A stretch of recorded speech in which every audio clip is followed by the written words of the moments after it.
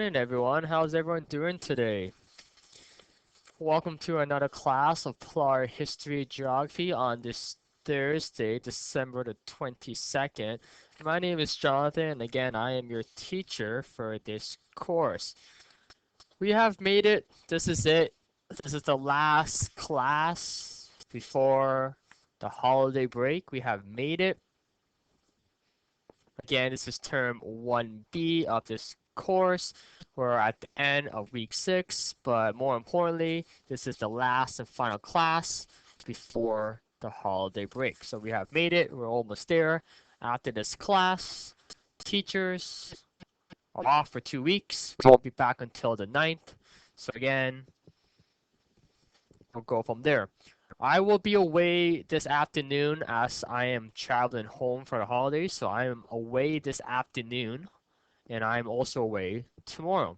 So if anyone has any questions, comments, or need any help, or need anything to be emailed, fax, or anything, let me know ASAP as soon as I get back to my office. Again, I'm away this afternoon and tomorrow as I'm traveling home for the holidays.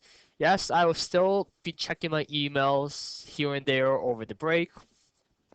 Don't know how much, but I will be checking it. So if you do have any questions, you can send me an email and I will definitely get to you when I can. Same goes for Facebook. Again, I will check my Facebook WhatsApp account here and there. Again, if you have any questions, inbox me, message me, write on my timeline, get a hold of me whenever you can.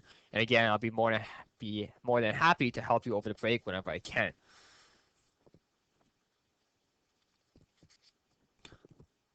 Over the next 60 minutes, we will discuss the following: physical region,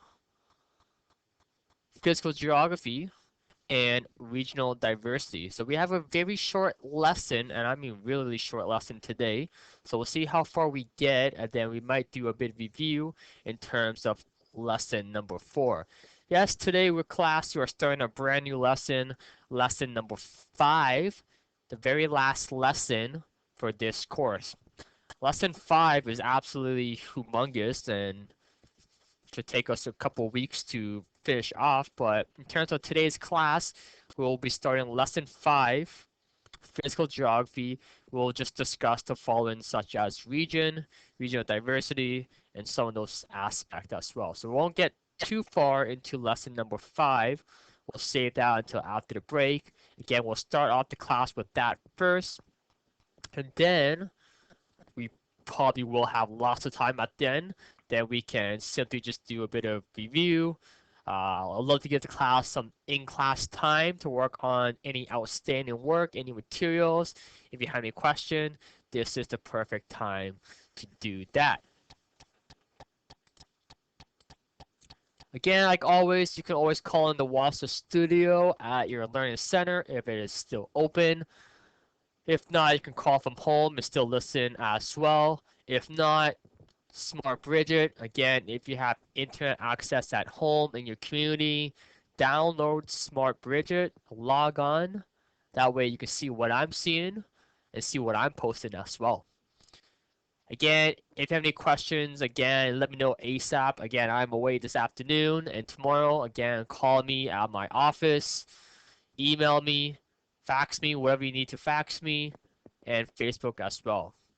Again, if you have missed any class content materials, you can always go back and check it out on the archive page. Simply go to NNEC homepage. Let's do that right now so everyone knows. Again, you can always ask your DEC. They are expert at this. So again, nnec.on.ca will take you to our homepage. At the very top, you'll see Wassa Distance Education. Put your little mouse over top of that. You'll see a lot of tabs that open up. Click on the first one where it says Archive Classes. Click on that. And it will take you to this page, the Radio Classes Archive. Simply just look under term 1B, which is what we're currently covering. Look for my class, PLAR History Geography, Tuesday, Thursday, at that particular time, 9 a.m. Central Time. You click on it, boom. You can simply just download whatever we talked about from this term and simply just listen and work on your assignment that way as well. So again, many ways to get engaged. All right. So again, short lesson today, lesson 5, physical geography. Let's get started. It won't take us very long. It's only a couple slides. Then we'll look at assignment number 11 in your workbook. We'll go over those questions, and then we'll see what happens after that. We might just do a bit of review and go from there. Sounds good? Awesome, excellent. Let's get started. So, lesson 5 on page 40 in your textbook. So again, you have it in front of you, flip to that page. Physical geography, lesson number 5. Again, there are a lot of definitions in the geography portion, so again, don't feel overwhelmed. That's just the way it is. So, physical geography, the last lesson, lesson 4, we dealt with human geography, how us human relate to the land, people, culture, other places around the world in terms of trades and other aspects with human geography. But now we're going to get into the physical aspect. Okay. Again, you might see some overlap, some connections in terms of lesson 4, in terms of what we talked about in history, which is great as well. So again, we can always apply our prior knowledge in terms of what we are discussing. So physical geography, simply we can just break down that definition in terms of what is geography and what is physical. So before we do that, like always, let's get to our learning goals and our success criteria for today's class. Simply, our learning goal for today and the rest of this lesson, lesson 5, will be we're learning about physical geography. Pretty standard. Our success criteria will be I can define physical geography and I can define a region or explain a region. Okay, so these are our learning goals and our success criteria for today's class. Again, learning goals is where we are heading, is the direction of today's class. And success criteria is simply it's like a little checklist where what our goals and our objectives are hoped to be achieved. All right, so let's define physical geography. Again, pretty broad definition. We can branch it off in so many ways. The textbook's pretty broad, so hopefully I can plug in some additional information as well. So what is physical geography? Well, physical geography is the study of natural features of the Earth's surface in its current aspect. Okay, think about that for a moment. Let's break it down. The study of natural features of the Earth's surface in its current aspect. That could be absolutely anything. For example, I listed land formation, regions, the environment, climate, plants, human, animals, whatever is physical that is out there in terms of our surrounding, in terms of the way we live, how it affects us, but what is physically there in its current aspect on our planet, on our Earth. So that is physical geography. Again, note that definition. You'll come across it again in your next assignment, which we'll discuss very, very soon. So again, physical geography is the study of natural features of the Earth's surface in its current aspect. What is already there, what is nature, we didn't create it, it was created by nature and over time. Again, different land formation, different regions, different areas, different climate, environment, different plants, vegetation, agriculture, how humans utilize those, and animals. Okay, we can't forget about animals because we live with animals on our land as well.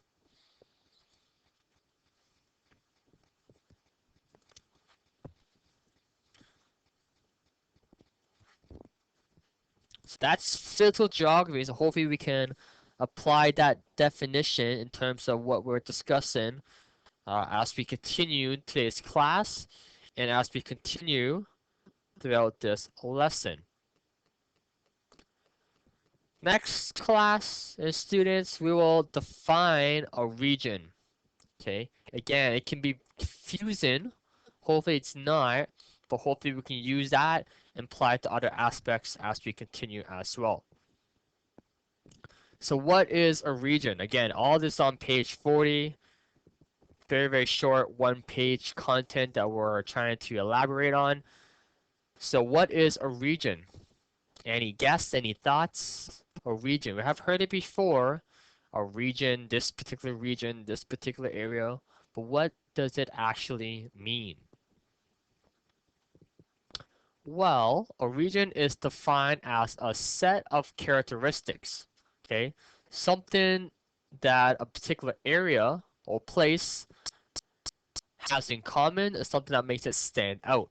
It could be mountains, it could be rivers, it could be people, it could be the climate, it could be anything. Okay. So a region is defined as a set of characteristics, something that it has in common, something that it is known for, something that makes it stand out.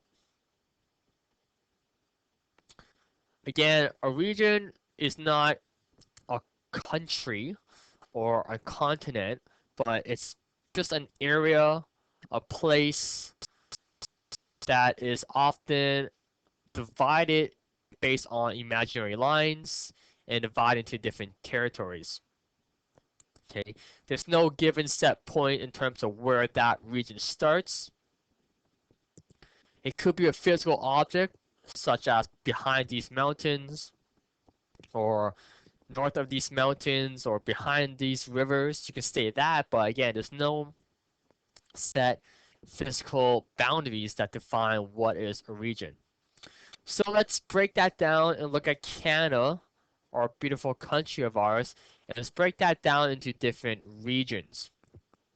So again, as we know, here in Canada, we have 10 provinces and 3 territories. Again, Canada is just one massive landmass. It is broken up into different provinces and territories, but there is no physical line or boundary that says this is where Ontario starts, this is where Manitoba starts, okay, etc. Okay, it's just imaginary lines that we have divided in our own little imagination of what each boundaries contain. Again, different regions can have different political views, different lifestyles, different customs that can all be taken into place as well. Cartographers are known as map makers. We won't get much into that, but later on, near the end of this course, lesson number 5, we'll talk more about maps and we'll talk more about latitude and longitudes in terms of how we can define a particular area or a given point on a particular map. So that's later on.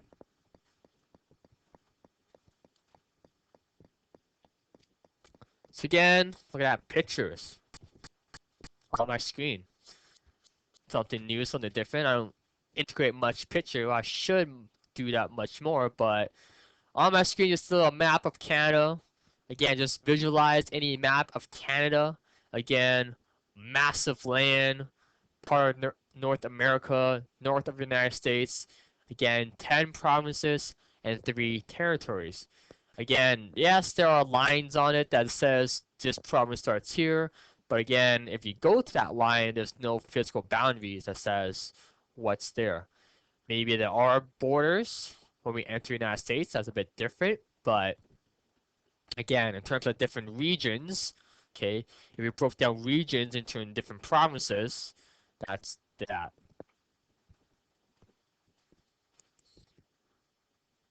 So let's break that down even further and look at Canada in terms of Canada's region.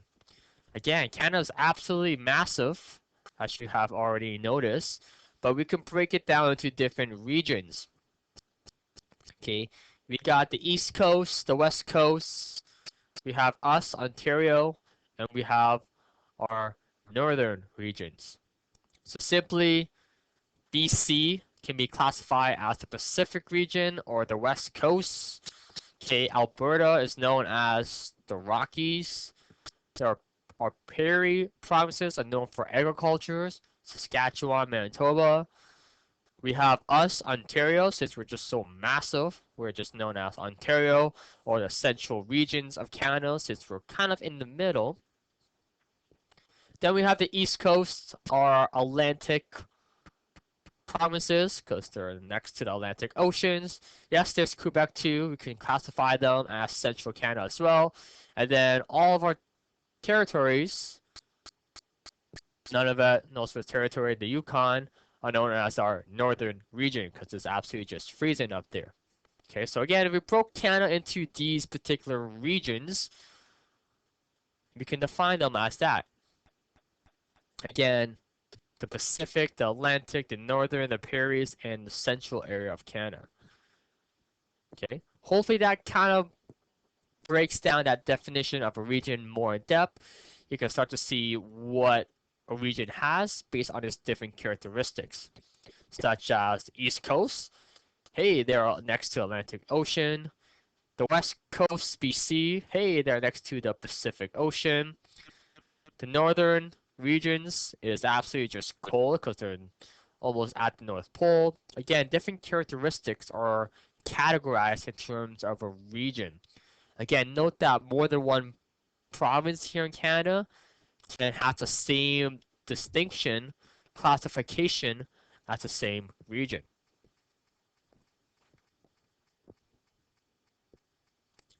Oh, but we're not done yet. We're not done yet. Let's break it down even further and let's look at Ontario as a region. Okay, let's break that down even further. So hopefully you can see that connection in terms of what is the region, how we can define a region, what they have in common, and etc.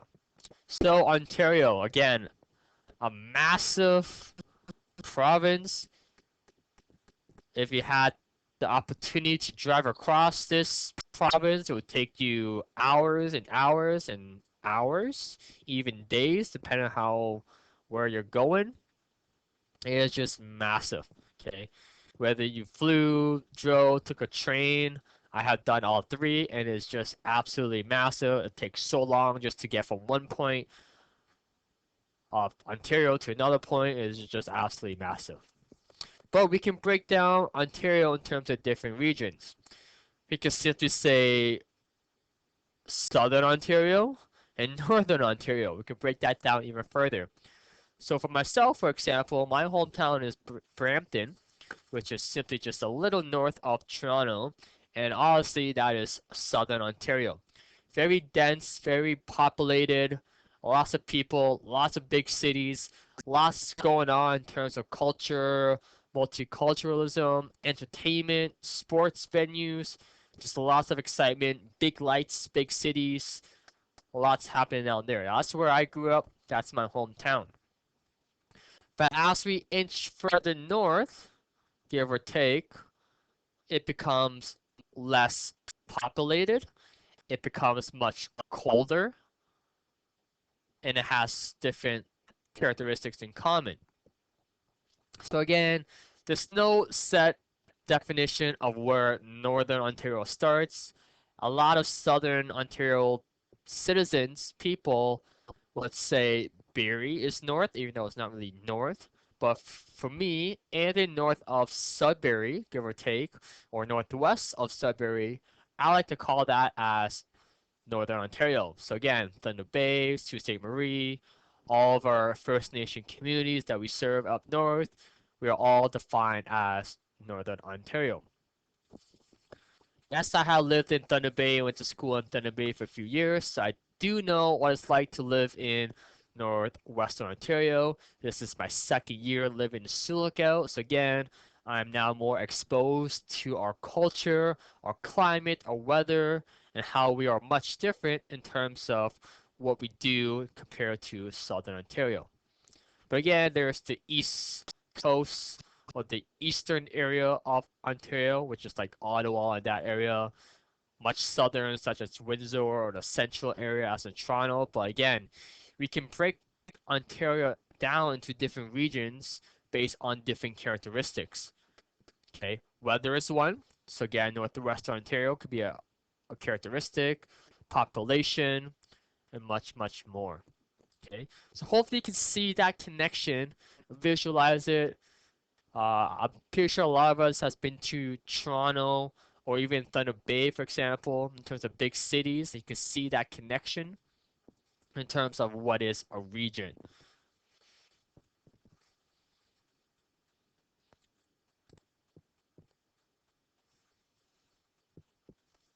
Our last topic we're going to discuss is regional diversity. Okay, so again, like I mentioned, a region can be defined as so many different factors, not just limited to what we just talked about. So on my screen, in terms of regional diversity, it can be broken down into three categories, but it can be branched off into even more. Okay, even more. So one, climatic region simply is just weather. Okay, is it hot? Is it cold? Is it windy? Is it cool? North Northern Ontario is example. Northern Canada is example.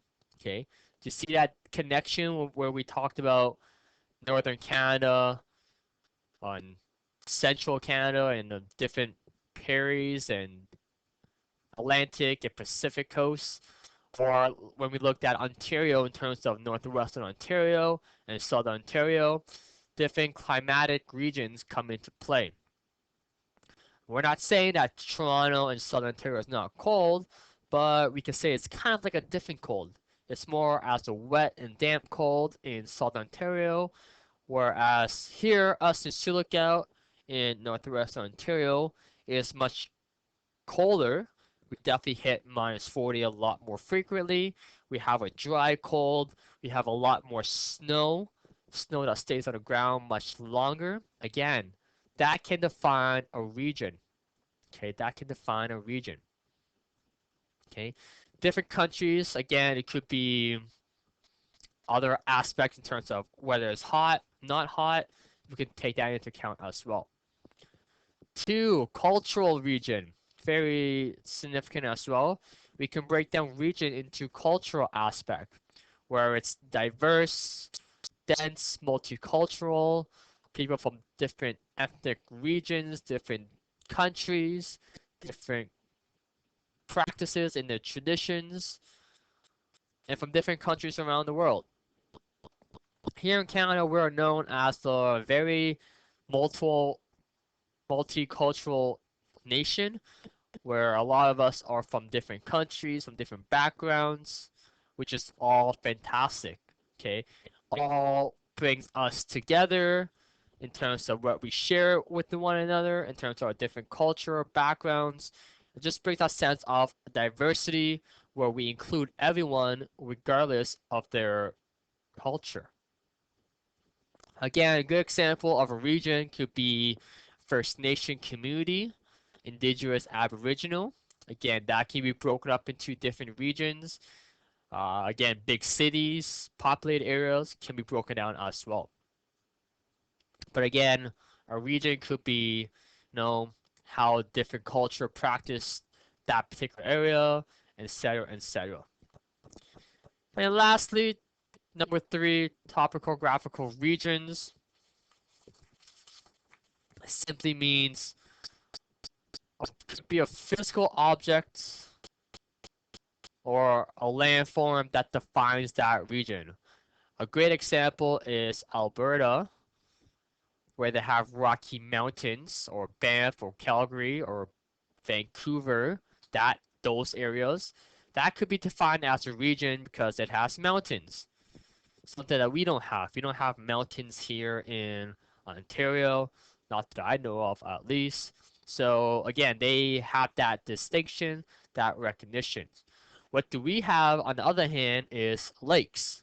Yes, we have tons of lakes, big lakes, Great Lakes, Lake Superior, small lakes that I don't even know the names of. But again, we have lots of lakes here. We have lots of trees. Again, if you fly to our northern communities, look out the window, all you see is trees, trees, and more trees. Again, that can be defined as a region as well. The lowlands, Arctic region, going back to climate, we can make those connections. So again, hopefully you can see those connections in terms of regional diversity. Many things can be defined as a region, something that makes it stand out, and much more.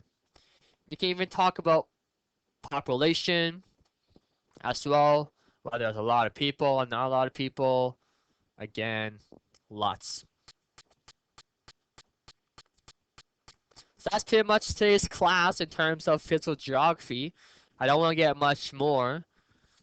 Okay, if you look on the next page, it still continues looking at region, but it breaks down into landform regions. Okay, we won't get into that because it doesn't deal with today's assignment question. So we'll save that until after the holiday break.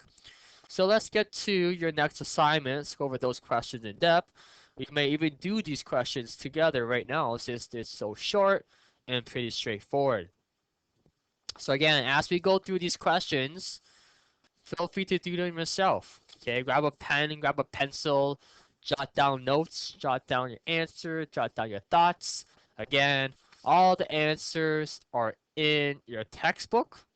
So again, make sure you go back and read your textbook. Okay, great way to practice your reading skills, how you can find the answers, how you can summarize those answers and pick and choose, and then articulate your answer onto your assignments. So assignment 11, 9 marks, 4 questions. Very, very straightforward. Question number 1. What is physical geography? What is physical geography? We define it in class. It is in your textbook. Again, let's write it out in full complete sentences.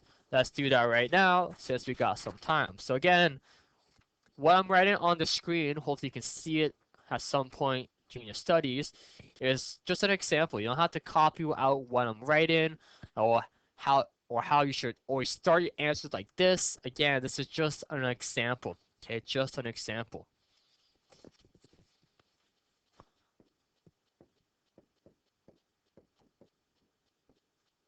Again, always write in details, full complete sentences. No jot notes unless I emphasize it or unless you see a chart.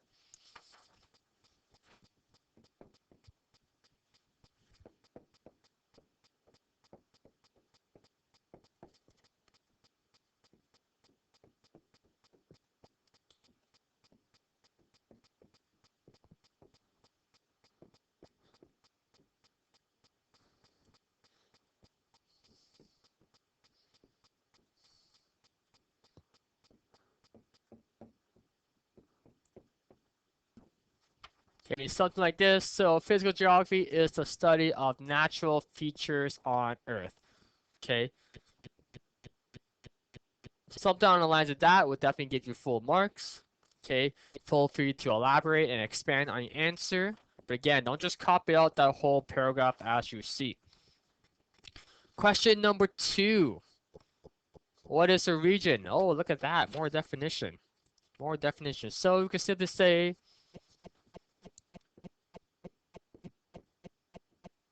a region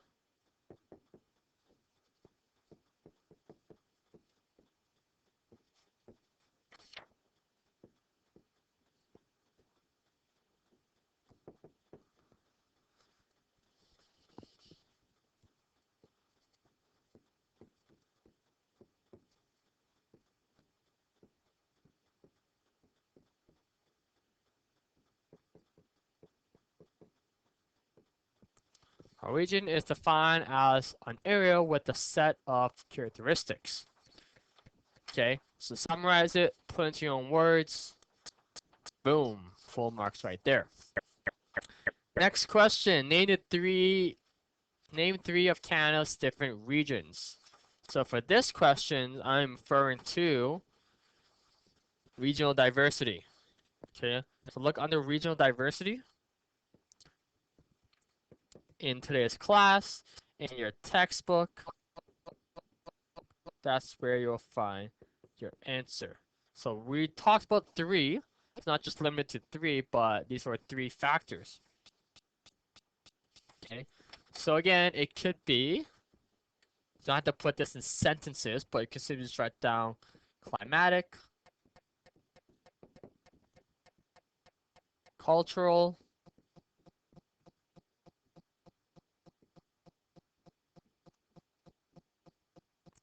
and topographical.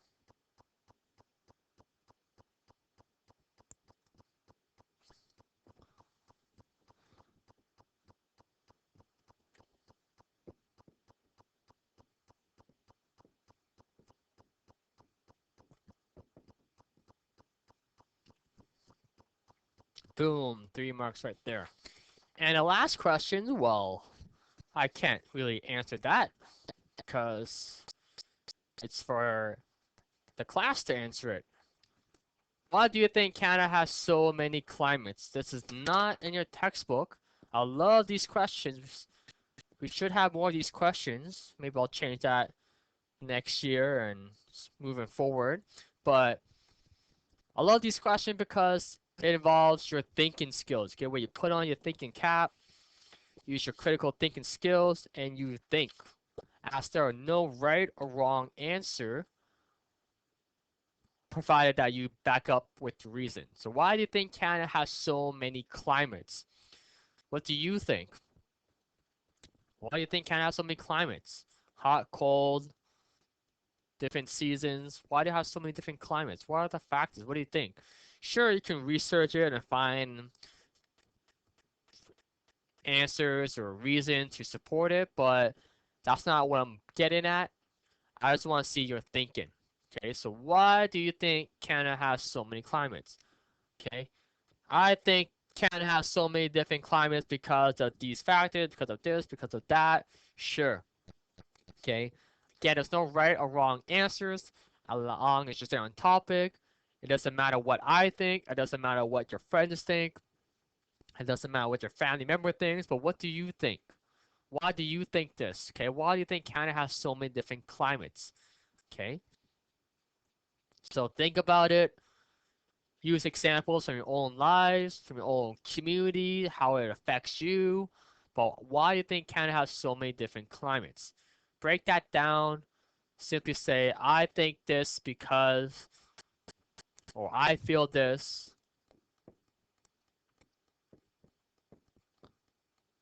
Something because of these factors, these reasons. Okay, back it up. Okay, there's no right or wrong answer as long as you show me your thinking. Okay, if you're stuck, you're not sure where to get started, let me know. I'll be more than happy to help you out. We can work on it together, and that goes for any other assignments, any other questions. So right there, class, is very short, very straightforward. Assignment number 11. Hopefully, it is already done. Hopefully, you're working on it right now. But again, simple 4 questions. It should take you absolutely no time to get it done. Okay? Again, like I always emphasize, if you're stuck, don't be discouraged. Remember, I'm here to help. There's other resources out there. You can ask other teachers, ask your DC, Google the answer, find different books, resources to help you expand your knowledge. But again, our main goal here is not about the content. Yeah, the content is important, but my goal is to help you become better at how you articulate your thinking, your reading and writing skills. All about those, okay? So again, I'm here to help you put your answers into your own words, how you rephrase it, how you explain your thinking. That's what I'm more looking for. Okay, how we're able to read a textbook that was given to us, how we can find the answers and put it into our own words. That's the main point. Okay, I don't expect everyone to know all the names and dates, the examples. Just note some. That's all I'm asking. Okay. So again, just a reminder, what really comes down to it is your test. Okay. For PLAR history and geography, for all other PLAR subject, it comes down to your final assessment. Okay. Your assessment of learning. Okay. Your assessment of learning. Okay, which is your exam, your test. That what really counts. Okay. All these assignments, all this textbook, all these class notes and lectures that we're doing together are just tools. Okay. Tools and guide you in the right direction and so that you can use it for success. Okay, so just keep that in mind. Keep that in mind. So that's today's class. We do have a few more minutes left, so we're gonna just use that time and perhaps do a bit of review. No one has called in, no one is logged on to Smart Bridget at the moment, so what's gonna